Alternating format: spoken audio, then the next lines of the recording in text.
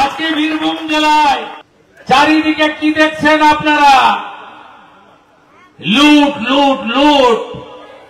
মমতা ব্যানার্জির অনেকগুলো শ্রী প্রকল্পের সাথে বীরভূমে লুটশ্রী প্রকল্প চলছে। লুটশ্রী প্রকল্প। শুভেন্দু তো নারদার সারদায় চোরশ্রী উপাধি পেয়েছে। নারদার সারদার চার্জশিটে শুভেন্দু অধিকারীর নাম লেখা আছে, এটা তো অস্বীকার করতে পারবে না। এখনো তো ইডি সিবিআই ওর নাম কেটে বাদ দেয়নি। তো শুভেন্দুকে বলবো, যদি বীরভূমে লুট হয়ে থাকে তাহলে শুভেন্দুর পেটুয়া 4-5টা চামচা যারা পেশায় আইনজীবী, তারা তো হাইকোর্টের ভেতরেই তাঁবু খাটিয়ে বসে থাকে। কিছু হলেই একটা করে পিআইএল ফাইল করবে, আর বিকেল 4টের পরে কেস থাক না থাক কালো কোট পরে নিচে এসে আপনাদের বাইট দেবে। এই তো ওদের কাজ। আবার তার মধ্যে আবার অনেকে হাইকোর্টের মেম্বারও নয়, শুধু হাইকোর্টে যায় 4টের সময় আপনাদের বাইট দেওয়ার জন্য। তো শুভেন্দুকে বলবো, মিডিয়ার সামনে ঘেউ ঘেউ না করে তথ্য নিয়ে গিয়ে হাইকোর্টে কেস করুক, অসুবিধা কোথায় আছে? বিরোধী দল তো একমাত্র বিজেপি, বাকি তো ভোট কাটার জন্য। সিপিএম তো লড়ে হিন্দু ভোট কেটে যাতে জিততে পারে। হিন্দুর বড় দাদা শ্রমিক ভট্টাচার্য দুদিন আগে বামফ্রন্টের কাছে ভিক্ষা চাইছিল কেন? যে আপনারা আমাদের সাথে চলে আসুন। আগে Suvendu Adhikari communication skill develop করুন। কমিউনিকেশন স্কিল মানে নিজের দলের তার রাজ্য সভাপতি শ্রমিক ভট্টাচার্য, নিজের দলের কেন্দ্রমন্ত্রী সুকান্ত মজুমদার, এদের সাথে একটু পিআর করুক যে আমি কি বলবো আপনারা কি বলবেন। এই বোকা বোকা কথাগুলোর তো কোনো মানে হয় না। সার্বজনীন মঞ্চ থেকে শ্রমিক ভট্টাচার্য বলছে ভোট নষ্ট করবেন না, আমাদের সাথে চলে আসুন, আর শুভেন্দু বলছে সিপিএম তৃণমূলের হয়ে ভোট কাটছে। আসল ব্যাপারটা হচ্ছে এরা বুঝে গেছে এসআইআর হোক আর এফআইআর হোক বাংলায় আসবে না, তাই আবোল তাবোল বলা শুরু করে দিয়েছে এখন থেকে। हरियाणा का जीत हमारी है, अब बंगाल का बारी है। महाराष्ट्र का जीत हमारी है, अब बंगाल का बारी है। 27 साल बाद दिल्ली में भी भगवा उठा, कमल खिला। दिल्ली का जीत हमारी है, अब बंगाल का बारी है। बिहार का जीत हमारी हुआ, अब बंगाल का बारी है। ভারতবর্ষের প্রায় 19টা রাজ্যে, এখন 20টা রাজ্যে ওদের সরকার আছে। তাহলে তো কালকে বলবে আমরা আমেরিকায় এবার সরকার গঠন করবো। এসব ফালতু কথার কোনো মানে হয় না। দুটো আলাদা রাজ্য, দুটো আলাদা ডেমোগ্রাফি, দুটোর আলাদা কালচার। একটা জিনিস মাথায় রাখবেন, যেটা লোকে আলোচনা করছে না, এই যে এত নাচানাচি করছে বিজেপি বিহার ভোটের পরে, বিহারের ভোট সবসময় বাংলার আগে হয়। 2021 সালেরও বিধানসভা, বাংলার বিধানসভার আগে বিহারে ভোট হয়েছিল, আর সেটাও কিন্তু বিজেপি জিতেছিল। এবার কিন্তু এরকম না যে আরজেডি বা তেজস্বী বা বিরোধী সরকারকে হারিয়ে বিজেপি সরকার গঠন করেছে, নিজেরাই সরকারে ছিল, আবার পুনরায় সরকারে এসছে কিছু সিট বাড়িয়ে। তো তার মানে এই নয় যে বিরাট কিছু একটা লম্পঝম্প করে নিয়েছে। 16তেও বিহার ওরা জিতেছিল, বাংলা হেরেছিল। 21এও বিহার জিতেছিল, বাংলা হেরেছিল। 26এও ওরা বিহার জিতেছে, 25এ ওরা বিহার জিতেছে, 26এ আবার বাংলা হারবে। দুটো আলাদা জিনিস, এটা বুঝতে হবে। আর আরেকটা জিনিস, 2021 এবং 2016তে ইডি সিবিআই কে লাগিয়ে দিয়েছিল বিজেপি তৃণমূলের পেছনে। মোদি অমিত শাহ ডেলি প্যাসেঞ্জারি করে ক্যাম্পেন করেছিল সেই দুটো বিধানসভাতেও। ফল কি বাংলার মানুষ জানে। ঠিক একইভাবে এই 2026এও ইডি থাকবে, অলরেডি এসে গেছে ইডি, আমাদের নেতাদের চিঠি পাঠাচ্ছে, সিবিআই আসবে, আয়কর বিভাগ আসবে, মোদি অমিত শাহ ডেলি প্যাসেঞ্জারি করতে আসবে, তার সাথে যুক্ত হয়েছে নির্বাচন কমিশন।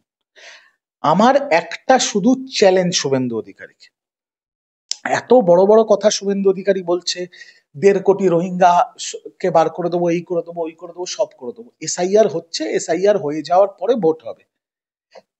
তারপরে যদি তৃণমূলের আসন সংখ্যা বাড়ে আর বিজেপি 50-এর গন্ডি না পেরোতে পারে, তখন শুভেন্দু কি করবে? এই প্রশ্নটা শুভেন্দুকে করুন। ও রাজনীতি ছেড়ে দেবে? বলতে বলুন, চ্যালেঞ্জ নিতে বলুন। ও তো বলছে ওপেনলি যে আমাদের সরকার আসবে, 1.5 কোটি মুসলমান রোহিঙ্গা আমরা তাড়াবো বাংলার থেকে, আমরা হই হই করে বিহারের মতো জিতবো। তো যে মানুষটা এই কথা বলছে তাকে বলুন যে তৃণমূল আপনাকে চ্যালেঞ্জ করছে যে আপনি যদি এত কনফিডেন্ট হন তাহলে আমাদেরই মিডিয়ার সামনে আপনি বলে দিন যে তৃণমূলের যদি আসন সংখ্যা বাড়ে আর বিজেপি যদি 50-এর গণ্ডি না পেরোতে পারে আমি রাজনীতি থেকে অবসর নেব, ব্যাস হয়ে গেল। 100 জন হিন্দুর মধ্যে 95 জন নরেন্দ্র মোদীজির বিকাশবাদ, নীতিশ কুমারের সুশাসন, যোগীজির ধুমাধুর বল্লেবাজি প্রচার বিহারে সাফ করে দিয়েছে।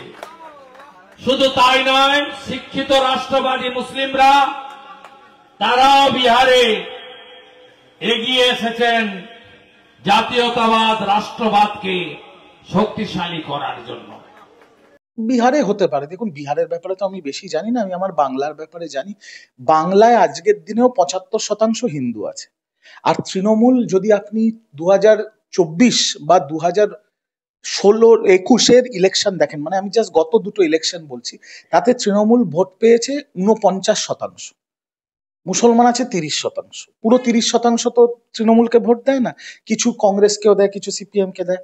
ধরে নিলাম 20% থেকে 25% ধরে নিলাম মুসলিম তৃণমূলকে ভোট দিয়েছে। বাকি ভোট কে দিয়েছে তাহলে? বাংলার হিন্দুরাই তো দিয়েছে। তো বাংলার হিন্দুরা যদি বিজেপি আর শুভেন্দুর মতো ফেরেববাদ সনাতনীকে বিশ্বাস না করে, সেটা আমাদের দোষ? শুভেন্দু তো বিগত 5 বছর ধরে নন্দীগ্রামের বিধায়ক, লোডশেডিং করে জিতেছিল। কটা মন্দির হয়েছে নন্দীগ্রামে? আমি নন্দীগ্রাম না করলে আপনার ওই মালিক দিদি থেকে দিদিমা হতো, কোনোদিন মুখ্যমন্ত্রী হতো না। নন্দীগ্রামের জন্য যদি দিদি আজকে দিদি হয়ে থাকেন, তাহলে লোডশেডিং করে নন্দীগ্রাম জিতেই শুভেন্দুও কিন্তু বিরোধী দলনেতা, নইলে শুভেন্দুও ডাস্টবিনে চলে যেত, ওরও খেলা শেষ হয়ে যেত। আর রইল কথা নন্দীগ্রামের, আমি আপনার চ্যানেলের মাধ্যমে প্রথম ব্রেকিং নিউজ দিচ্ছি, শুভেন্দু অধিকারীর সাথে জানুয়ারি মাসে নন্দীগ্রামে দেখা হবে, খেলা হবে, দেখা হবে, আমার খেলাও হবে। কেউ পরীক্ষায় বসছে, চাকরি নাই, আওয়াজ তুলো, no vote to Mamata. Suvendu অনেক আওয়াজ তোলার কথাই বলছে, সেটা বিরোধী দলনেতা হিসেবেও বলতেই পারে, সেটা নিয়ে তো বিরোধী দলনেতার ধর্মই হচ্ছে বিরোধিতা করা, সেটা তো ও বলবে। কিন্তু আমার কথা হচ্ছে, এই যে এসএসসি নিয়োগটা হচ্ছে, এর বিরুদ্ধেও বিজেপির পেটুয়া আইনজীবীরা, বামফ্রন্টের পেটুয়া আইনজীবীরা একসাথে কোলাকুলি করে সুপ্রিম কোর্টে গেছিল আটকানোর জন্য, এই গ্রেস মার্কস থেকে শুরু করে বিভিন্ন কারণে। সুপ্রিম কোর্টের পারমিশনে, সুপ্রিম কোর্টের নোটিফিকেশন অনুযায়ী এই চাকরির নোটিফিকেশন বেরোয়, সুপ্রিম কোর্টের নির্দেশ পুঙ্খানুপুঙ্খ মেনে এই পরীক্ষা হয়, আগামী দিনে ইন্টারভিউ হবে আর চাকরি পাবে। আমার প্রশ্ন হচ্ছে একটাই, যদি একজন দুজনের বিরুদ্ধে কারুর অপবাদ থাকে, কারুর যদি প্রশ্ন থাকে, কোর্টের দরজা খোলা আছে, আপনি রাস্তায় বসে আন্দোলনও করতে পারেন, আন্দোলন করাও গণতান্ত্রিক অধিকার, কোনো অসুবিধা নেই তার মধ্যে। কিন্তু যতবারই সরকার বাংলা আর বাঙালির ছেলেপুলেদের, মানে বাঙালির আগামী প্রজন্মকে চাকরি দিতে যাবে, কাদের গায়ে জ্বালা হয় আর কারা কোর্টে দৌড়চ্ছে সেটা বাঙালিকে বুঝতে হবে। এই যে দেখছেন না, এদের একটা মাল ছিল কিছুদিন আগে, আমি ওই অফিসে যাওয়ার সময় দেখতাম বসে থাকতো রাস্তায়, ফুটপাতে, ওই নিউ টাউনের ওখানে, উল্টো ওখানে, আর কন্টিনিউয়াস রেডবুল খেত, বিরাট ক্ষেত, আর তার সাথে আপনাদেরই কিছু উঠতি পোর্টাল ইউটিউবাররা গিয়ে ওর বাইট নিত, বিরাট হম্বিতম্বি। আমার তখনই মনে হতো এটা শয়তানের হাত বাক্স। আর কালকে দেখেছেন তোর মুখোশ খুলে গেছে, ওই সুমন বিশ্বাস বিজেপির অফিস থেকে প্রেস কনফারেন্স করছে। সন্দেশখালী, আরজি কর, এসএসসি আন্দোলন, কিছুদিন বাদে পরিষ্কার হয়ে যাচ্ছে মানুষের সামনে যে এগুলো শুধু রাজনৈতিক ষড়যন্ত্র আর কিচ্ছু না। আরজি কর, অভয়া তিলোত্তমার বদলা চান না, বিচার চান না? যদি বিচার চান, বদল আনতে হবে 26-এ।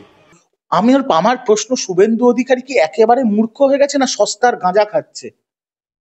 আরজি করের মতো ঘটনায় 24 ঘন্টার মধ্যে যাকে গ্রেফতার করেছিল কলকাতা পুলিশ, 52 দিন ইনভেস্টিগেশন করে ডাক্তার, পুলিশ, সাধারণ মানুষের তথ্য যাচাই করে তাদের সাক্ষ্য নিয়ে সিবিআই কোর্টে যে নথি প্রকাশ করেছে, based on narco analysis and DNA analysis, RG করের এই নক্কারজনক অভয়ার ধর্ষণ এবং খুনের একজনই অভিযুক্ত, তার নাম সঞ্জয় রায়।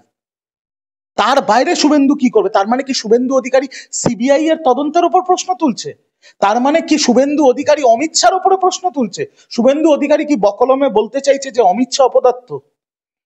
যদি শুভেন্দু এই কথা বলে যে আরজিকর কাণ্ডের সঠিক তদন্ত তখনই হবে যখন বিজেপি ক্ষমতায় আসবে, তাহলে তার দুটো কারণ হতে পারে। এক, শুভেন্দুর সিবিআই এর উপর ভরসা নেই, শুভেন্দুর অমিত শাহর উপর ভরসা নেই, শুভেন্দুর মনে হয় অমিত শাহ অপদার্থ, আর নইলে শুভেন্দুর মাথা সম্পর্ক নষ্ট হয়ে গেছে, সস্তার নেশা করছে, তাই আলতু ফালতু কথা বলছে। এর বাইরে কিছু হতে পারে না। আমরা আওয়াজ তুলেছিলাম ভাগ এখান থেকে, পালিয়েছে কয়েক লাখ, বাকি কয়েক লাখ ভোটার লিস্ট থেকে বাদ যাবে। কাছে ও আওয়াজ দিতে থাকুক। ও তো আমি একটা বিভিন্ন চ্যানেলে বলেছি, ও তো রাজনীতি, এখন ওর কথাবার্তা শুনলে মনে হয় ও রাজনীতিবিদ কম।